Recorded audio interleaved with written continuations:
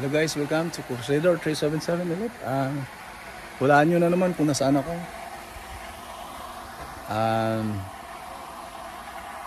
Ako ay nasa Bustos, Bulacan. Ayan. Medyo mainit ng konti. Kami ay may mission dito ngayon. Isang Christmas party ng mga bata. At tayo po ay makikiisa sa kasiyahan ng mga kids dito po sa kids ministry ng ating church. So antabayan po ninyo yung more details mamaya habang mamaya po more videos to come. Ito po ang venue ngayon.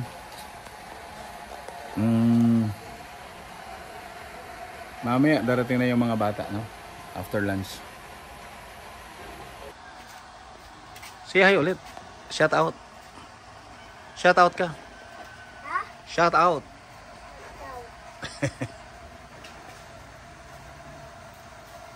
Dami siyang alagang aso.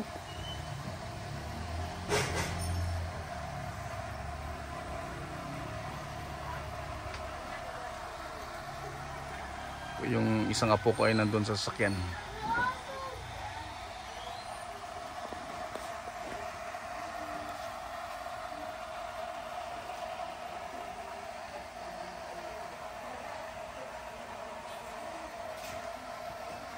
Yan si Tatam, yung apo ko ay naglalaro sa mga aso. So more videos to come mamaya guys.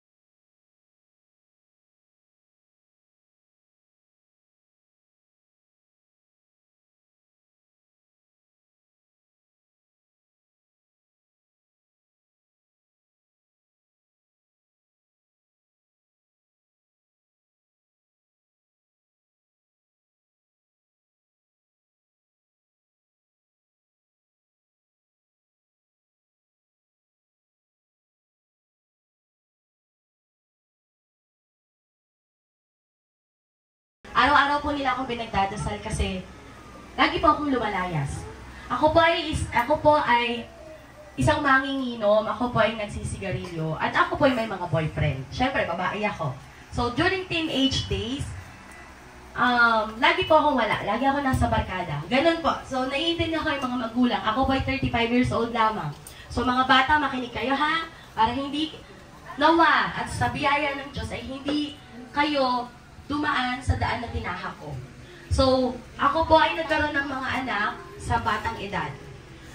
Unfortunately, wala po akong asawa. Ako po ay solo parent. Pero sa biyaya ni Lord, hindi po ako pinapabayaan.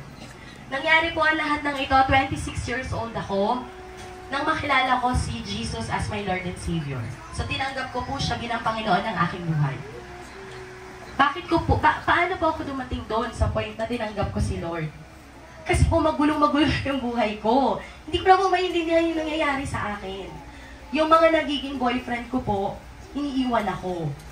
Nasasaktan ako pisikal. Marami pong nangyaring hindi maganda, literal sa buhay ko.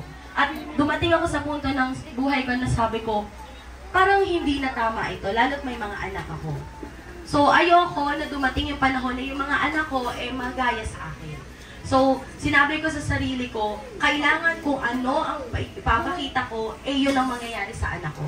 So, mula nung araw na yun na nakilala ko si Jesus, sabi ko, mula ngayong araw na ito, kung ano man yung magiging action ko, kung ano man yung magiging galaw ko, hanggang paglaki ng mga anak ko, ito ang gagawin nila. Hanggang sa susunod na mga generation nila. And sa biyaya ni Lord at sa hindi walang tigil na pagpapanalangin ng aking mga magulang, napakaraming biyayang natanggap ng aming pamilya sa akin. Kahit na po ako ay solo parent, nabubuhay ko po ng marangya ang aking mga anak. Nababayaran po namin natusususan namin yung pag-aaral, lahat ng mga pangangailangan. Kahit po ako lang mag-isa ang nagtatrabaho, wala po ako ibang natatanggap, ako lang, nagtatrabaho lang ako. Pero hindi ko po yung kakayanin kung wala si Lord sa buhay ko. Kasi hindi ko po kaya.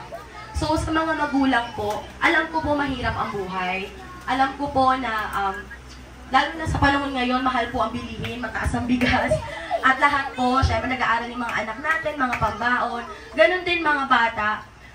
Alam ko na hindi nyo pa naiintindihan lahat ng bagay na ito. Pero, ang gusto ko pong mangyari at gusto ko lang pong i-share sa inyo na mga magulang hanggat maaga po, pakita po natin sa mga anak natin na matatag tayo, pakita natin kung anong tama. Nang gayon, pagdating po ng panahon na paglaki po nila, ay gagawin po nila kung ano po yung nakikita sa inyo.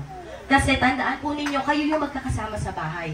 Nandito man po kami every Sunday or every nagpapahayag ng salita ng Diyos. Tuwing linggo lang po iyon. Iyon po sa tulong ng ating mga pastor. Pero yung araw-araw, mula Lunes hanggang Biyernes, kayo po ang kasama ng mga anak ninyo. So, lahat po ng mga ginagawa natin, yun din yung gagawin at gagayahin ng mga anak natin. Kung tandaan nyo po, mula nung baby sila, kapag nakita nila na kung paano kayo kumain, hanggang lumaki sila, ginagaya nila kung paano kayo kumain, di ba? So, ganun din po kung paano kayo magsalita, kung paano kayo gumalaw, kung paano kayo makitungo sa kapwa, ginagaya din po nila yon. Kaya kung paano po kayo gagalaw, siguraduhin po ninyo na lahat po ito ay para sa Diyos. Nang gayon ang mga batang ito ay maging future generation ng mga magpupuri at sasamba sa Diyos. At ganun din, sa susunod sila na tatayo dito at maglilingkod sa mga susunod na mga bata. So yun lamang po, first time po nag-share ng buhay ko. Kasi hindi po talaga ako nag-share, pero nai-inspire po ako sa mga bata at sa mga magulang na nandito. Na naway hindi po tayo umabot sa punto ng buhay natin na hindi na natin kaya at hindi natin alam kung kanino tayo hingi ng tulong, kundi sa Diyos lamang. Yun lamang po, maraming salamat at tayo po ay magpapatuloy sa ating programa. So magsisimula na po tayo ng tara mga bata. Game na rin. Hep, hep. Hooray. Hooray. Hep, hep. Hep, hep. Hep, hep. Hooray. Hep, hep. Hooray. Hooray. Hooray. Oh. Dapat hindi loading. Dapat dire-diretso. Oh, asan? Hindi, wala na. Diretso na lang. Ayan na, bebe. Asan na si Hooray?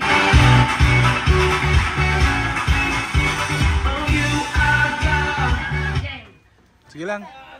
Parang singit-singit lang ba? Oh, wala ka.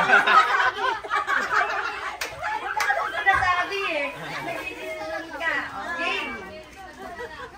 Si Leslie. Oh,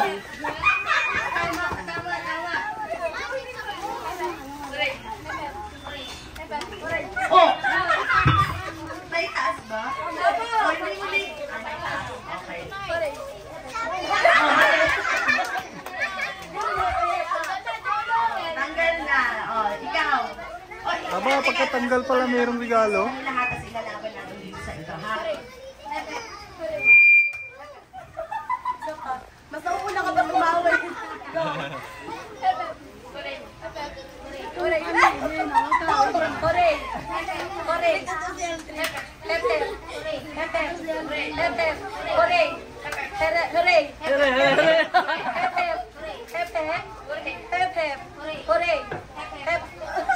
Tama ba? Ikaw nga. Sabi ko sa'yo, ikaw talaga kasi nagugulo sila sa'yo. Kaya ka nakalusot na to. Next. Ready na ba kayo, mga bata? Ready na. Paano? Sigurado ka? Wow. May nagkalipad siyang uwak eh. Sabi mo hindi. Pero hindi, kalapati. Pero nagpalipad siya ng uwak nung una, hindi ba? Snake? Bakit daw? Tinuruan po ng aso kainin yung apple. Walang sinasabi pangalan ng Pipis. Sure ka? Okay. Ahas.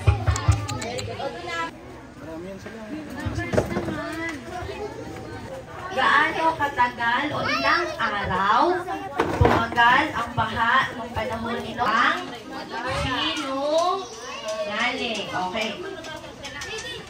Yung mga bata dito ako magtata. para ba ni Jesus? Ano pa? Isineselebrate. Ika na. Ha, ito, anim. Ano? Sumakli ka na.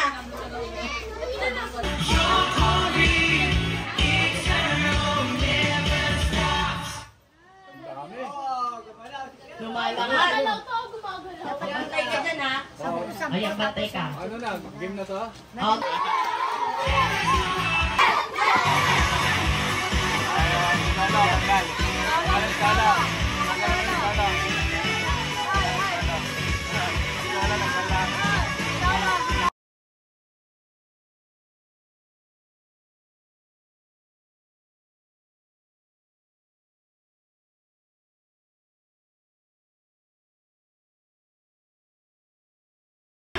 Hintayin niyo matapos kayo sasabihin ko 3, ha?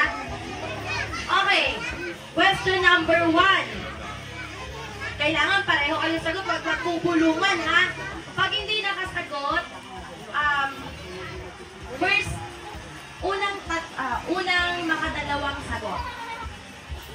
Pag hindi kayo nakasagot, nilipat ko sa kanila, ha? Okay, question number 1. Magbigay ng pangalan ng artista. 1, 2, 3, go! Tumawa lang si Mother. Batang sasabihin ko. Ang mga yan, ng sikat na vlogger. 1, 2, 3, go! Wala, hindi sila sabay. Kailangan sabay na sabay. Kasi pagkasabi niya sa kanya, sinundan ni ate eh. Nahuli ka po. Kailangan po sabay na sabi niya eh. Pag sabi niya kadero, saka po kayo sumunod eh. Kailangan po sabay magbigay ng poging lalaki. 1, 2, wala pa nga. Bilis naman ang sagot. Mayroon agad, Richard. Okay, magbigay ng sangkap sa halo-halo. 1, 2, 3, go! Saging! Saging sagot! Muntik nang tumawa! Wait lang. Magbigay, dahil bata kayo, may magbubulungan ha, magbigay ng sikat na lagting. 1, 2, 3, go! Lagting! Mali! Kat niya li, kakabreak lang ng dalawa eh. Kayo mo. Guy, ng pagkaing may saba. 1, 2, 3, go! Ay, hindi pa rin po sabay. Sa palakasan nyo po, magsigawan po kayo. Sinigang, ganon. Magbigay ng parte ng katawan ng tao. 1, 2, 3, go! Hindi kayo nagtutog. Lugar sa Bulacan. 1, 2, 3, go! Bustos na lang eh. Nandito kayo sa bustos. Magbigay ng flavor ng ice cream. 1, 2, 3, go! Very good, very good. Amayon na sila. Tandaan mo. Kayo po. Ano si mother? Gulay sa chapsuy. 1, 2, 3, go!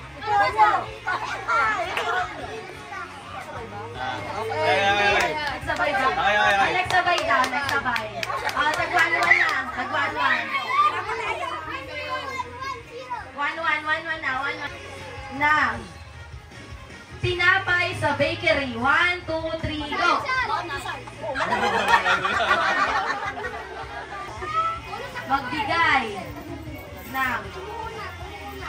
Magbigay ng isang sikat na mall. 1, 2, 3, go! Pwede na. 1-1.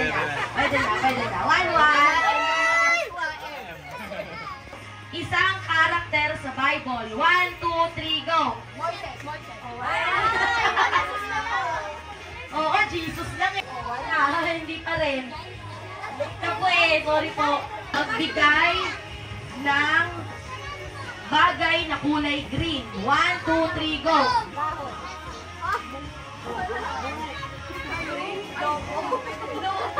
Dahon! Na fast food restaurant. 1, 2, 3, go! Jollibee!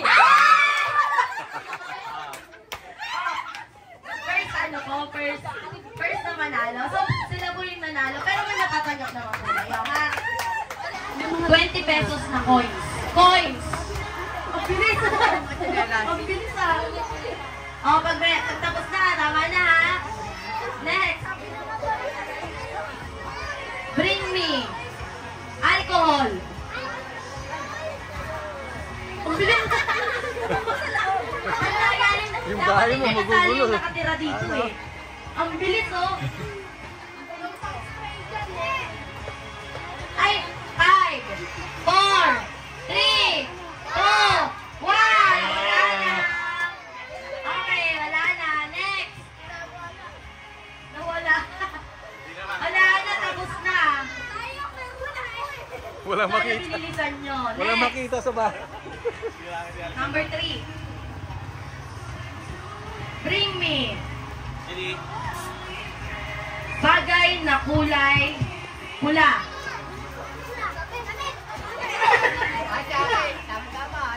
Sino nauna? Ito? Sige. Next. Bring me cellphone.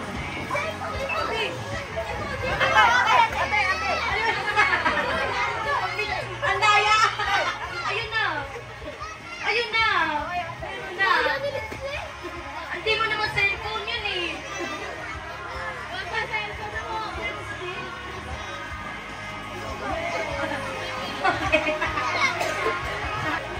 5. Bring me sombrero.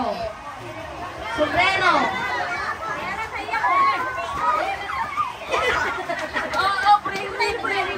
Sombrero ba yan? Pating na ako. Suot mo nga. Ayun na. Wala ka. Oo. Lagay na.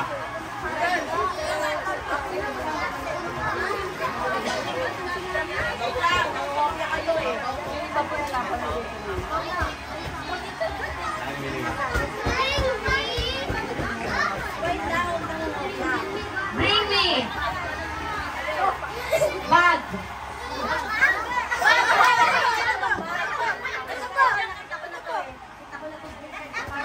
Hindi pwede yung sarili mo lang. Daya mo. Last na lang. Last na lang. Bring me Bible. Ala, nasaan? Wala silang Bible. 4, 3, 2, 1.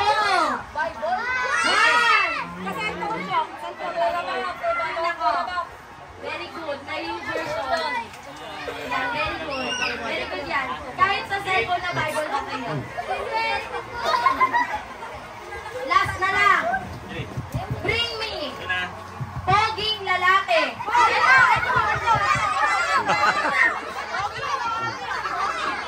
Yung hindi bata. Kasama mo! Ano to? Ano to? Kasama mo! Ako'y dinadala. Ako'y dinadala. Tugi daw ako. Oh, ito na. Hindi bata. Ay, hindi dinadala. Sumasama. Ito na. No, ayan na rin. Hindi na ako pogi na. Ako pogi oh.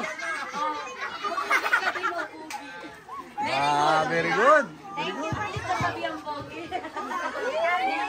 Praise God. Ayan, marami mga bata.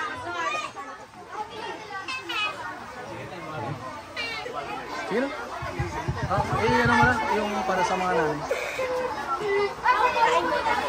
May ano si Pastor, may sasabihin. Kakain po. Meron po. Quiet. Pastor Russell. Kila po. Lahat po ng nanay. Kila po. Lapit po sa harapan. Kila po. Lahat po ng nanay.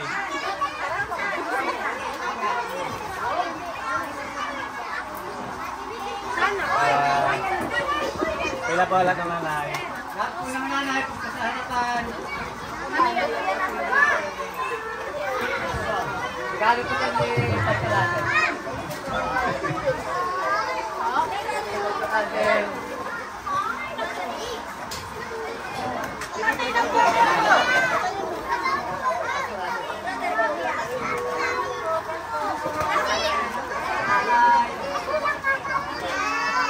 Lorena, sabi ka na. Lorena.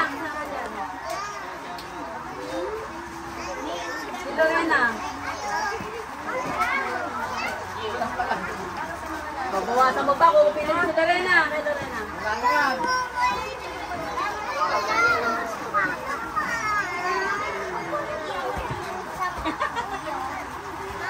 Ito po yung regalo sa inyo ni Pastor Russell.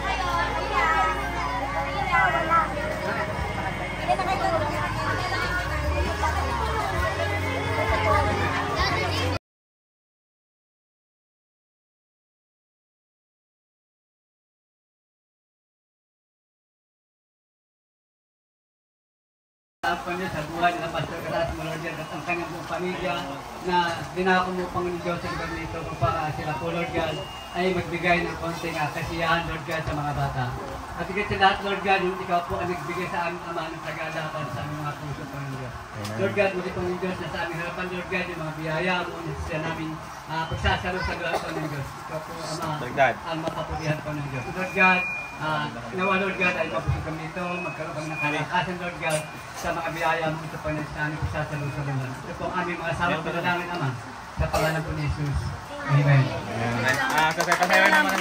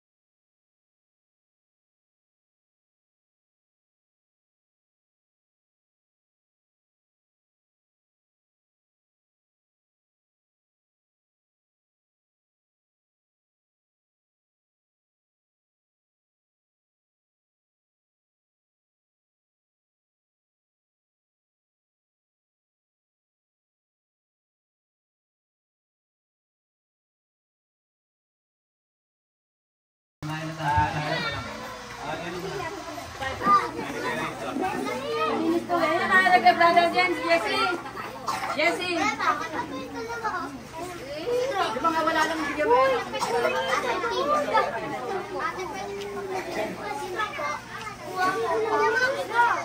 Ano gusto mo? Oh.